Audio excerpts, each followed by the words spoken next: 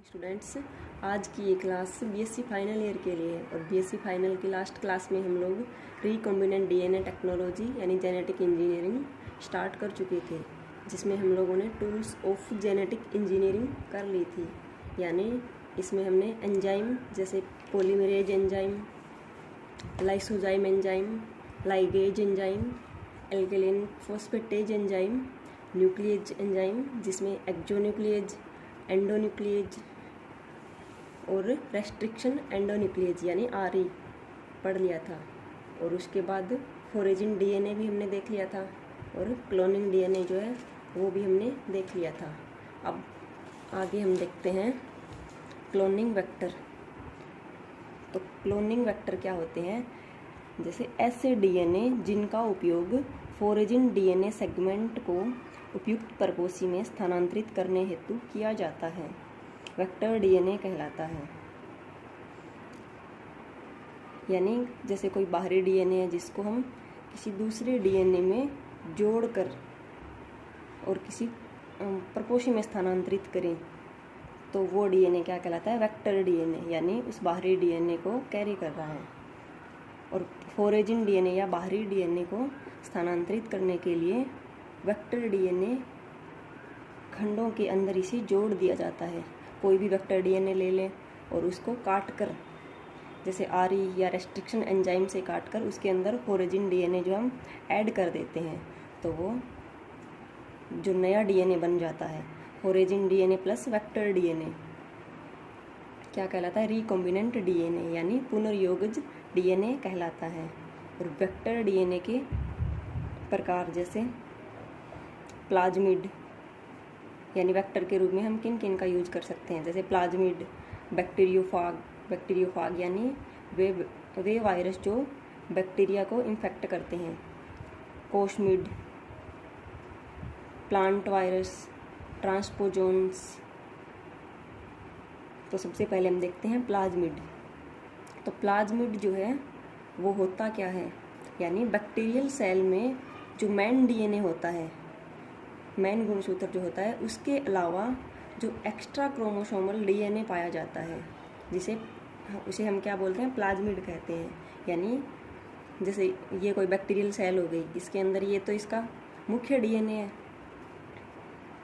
जो केंद्रक, bacterial cell में केंद्रक अनुपस्थित होता है तो ये सेल के अंदर बिखरा हुआ पाया जाता है। इसके अलावा वर्तुलाकार डीएनए जिसे हम क्या बोलते हैं? प्लाज्मिड कहते हैं। और प्लाज्मिड की खोज जो है लेडरबर्ग नामक वैज्ञानिक ने की थी। प्लाज्मिड का डीएनए यानी प्लाज्मिड का डीएनए कैसा होता है? तो डबल स्टैंडर्ड, जैसे बाकी डीएनए होते हैं तो प्लाज्मिड का डीएनए भी डबल स्टैंडर्ड होता है, वर्तुलाकार यानी गोलाकार होता है और स्वतंत्र रूप से ये प्रतिकृति कर सकता है और आनुवंशिक नियंत्रण भी कर सकता है। यानी बैक्टीरियल सेल में जैसे ये डीएनए मेन डीएनए रेप्लिकेशन कर सकता है, उसी प्रकार प्लाज्मिड भी अपनी प्रतिकृति कर सकता है और आनुवंशिक जेनेटिक कंट्रोल जो है वो कर सकता है। अब देखते हैं प्रॉपर्टीज ऑफ प्लाज्मिड यानी प्लाज्मिड के गुण। तो प्लाज्मिड जो है उसका आकार छोटा, जैसा 15 किलो बेस पेयर बाह्य डीएनए के स्थानांतरण की क्षमता, यानी किसी प्लाज्मिड के अंदर हम 15 KB तक का डीएनए उसके अंदर जोड़ सकते हैं।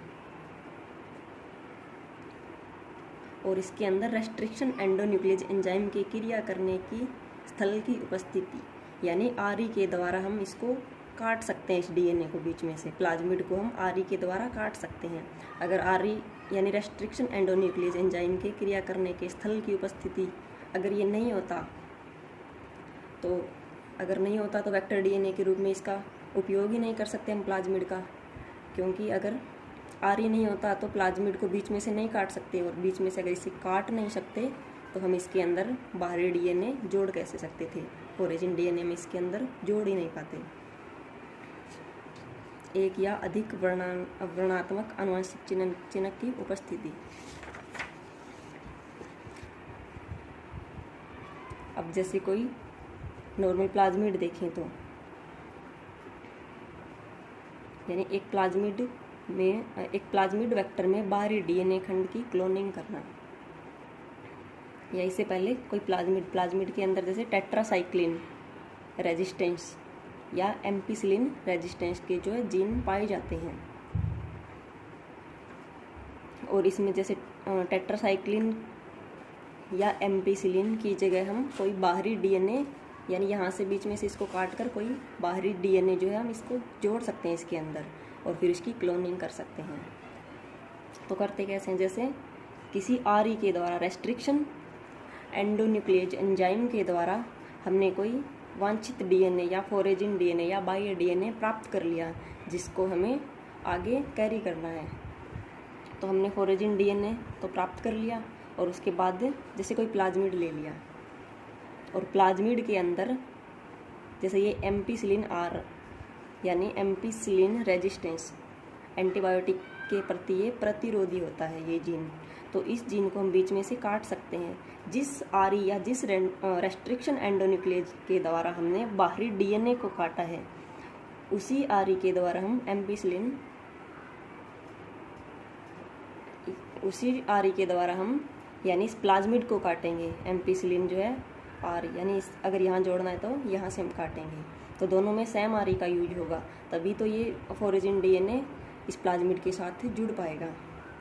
तो यानी इसको हमने आरई से काट दिया और अब ये तो प्लाज्मिड हो गया और फोरेजिन डीएनए को इसमें हम ऐड कर देते हैं यानी यहाँ जुड़ गया प्लाज्मिड प्लस फोरेजिन डीएनए क्या कहलाता है, पुनर्योगिज प्लाज्मिड या रिकॉम्बिनेंट डीएनए या रिकॉम्बिनेंट प्लाज्मिड जो है। अब इसके बाद देखते हैं हम मॉडिफाइड प्लाज्मिड यानी ये जो प्लाज्मिड है जो बैक्टीरियल सेल के अंदर पाया जाता है उसमें कुछ जैसे कमियां भी मिल सकती है हमें या कुछ जीन जो है एक्स्ट्रा हो तो उनको हटाकर उनके स्थान पर हम कोई हमारा वांछित जीन जोड़कर बाहरी डीएनए जोड़कर उस प्लाज्मिड को रूपांतरित कर सकते हैं।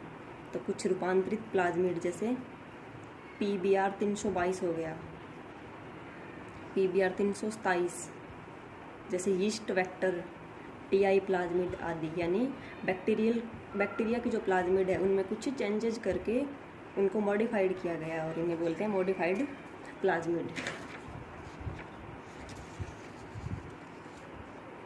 तो मॉडिफाइड प्लाज्मिड में जैसे सबसे पहले देखते हैं PBR 322 और ये सबसे इम्पोर्टेंट प्लाज्मिड PBR 322 है। इसका निर्माण कैसे करते हैं हम, PBR 322 वेक्टर का निर्माण यानी ई कोलाई बैक्टीरिया के अंदर जो प्लाज्मिड पाया जाता है PBR 318 और PBR 320 इन दोनों को जोड़कर PBR 322 का निर्माण किया गया है। PBR में यानी PBR तो PBR में इसकी फुल फॉर्म देखें तो P से प्लाज्मिड, B से बोलीवर यानी एक साइंटिस्ट और R से रोड्रिगज साइंटिस्ट यानी इस प्लाज्मिड को बोलीवर और रोड्रिगज साइंटिस्ट ने मिलकर बनाया है इसलिए इसका नाम रखा गया है PBR 322। और PBR 322 में होता क्या है जैसे जो एक तो हो गया एम्पिसिलिन आर यानी एम्पिसिलिन एंटीबायोटिक के प्रति प्रतिरोधी होता है ये और टेट्रासाइक्लिन जो एंटीबायोटिक्स है उसके प्रति भी रेजिस्टेंस होता है। और इस पर यानी एम्पिसिलिन आर में PVU फर्स्ट और PST फर्स्ट जो है एंजाइम यहाँ पर कार्य कर सकते हैं और यहाँ हिंड सेकंड EcoR5 और BAM-H जो है इनके क्रिया करने के स्थल टेट्रासाइक्लिन आर में पाए जाते हैं। और जो प्लाज्मिड होते हैं बैक्टीरियल सेल में उनमें जो है ORI नहीं पाई जाती लेकिन इसके अंदर ORI मिलती है यानी ओरिजिन ऑफ रेप्लिकेशन। तो ORI साइट जो है यहाँ मिलती है। इसके द्वारा बैक्टीरियल सेल इसके द्वारा प्लाज्मिड जो है अपनी एक से अधिक कॉपी बना लेता है ORI के द्वारा ओरिजिन ऑफ रेप्लिकेशन साइट। तो ये क्या हो गया PBR 322 यानी अब PBR 322 की कुछ गुण जैसे इसमें एम्पिसिलिन आर जीन जो है एम्पिसिलिन के प्रति प्रतिरोधी, टेट्रासाइक्लिन आर जो है टेट्रासाइक्लिन एंटीबायोटिक्स के प्रति रेजिस्टेंस होता है।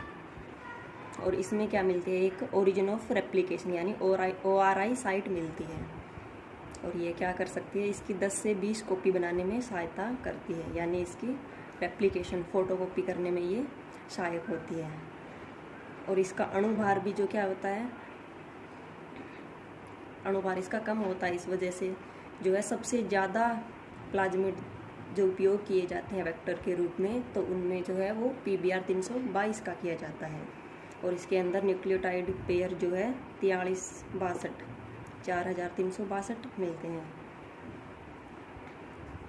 और जैसे बाहरी DNA जो है उसको हम BAMH फर्स्ट साइट पर जोड़ा जाता है, यानी टेट्रासाइक्लिन R वाली जगह पर जोड़ा जाता है। अगर टेट्रासाइक्लिन R यानी यहाँ अगर हम कोई बाहरी DNA जिसको RE से रेस्ट्रिक्शन एंडोन्यूक्लियस एंजाइम से काट कर और उसी RE से इस प्लाज्मिड को काट कर हम यहाँ पर अगर कोई वांछित फोरेजिन DNA जोड़ देते हैं तो टेट्रासाइक्लिन R के प्रतिरोधी नहीं रहता, क्योंकि फिर टेट्रासाइक्लिन R जीन जो है वो अवरुद्ध हो जाता है और फिर जो हम वांछित DNA डालते हैं, फोरेजिन DNA डालते हैं, उसी को ये एक्सप्रेस करता है। तो आज की क्लास में प्लाज्मिड हमने कर लिया और कल हम देखें कोस्मिड, बैक्टीरियोफाग वगैरह। तो थैंक यू वेरी मच।